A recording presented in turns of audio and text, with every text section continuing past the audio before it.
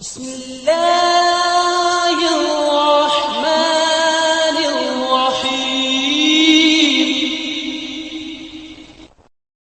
وَإِذْ قَالَ مُوسَى لِقَوْمِهِ يَا قَوْمِ إِنَّكُمْ ظَلَمْتُمْ أَنفُسَكُمْ بِاتِّخَاذِكُمُ الْعِجْلَ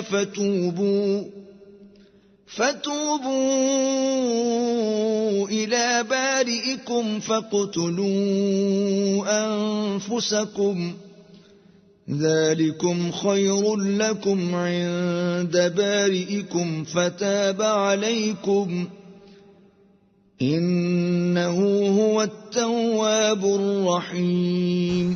اور جب موسیٰ نے اپنی قوم کے لوگوں سے کہا کہ بھائیو، تم نے بچڑے کو معبود ٹھہرانے میں اپنی جانوں پر ظلم کیا ہے، تو اپنے پیدا کرنے والے کے آگے توبہ کرو، پھر اپنوں کو قتل کرو، تمہارے خالق کے نزدیک تمہارے حق میں یہی بہتر ہے۔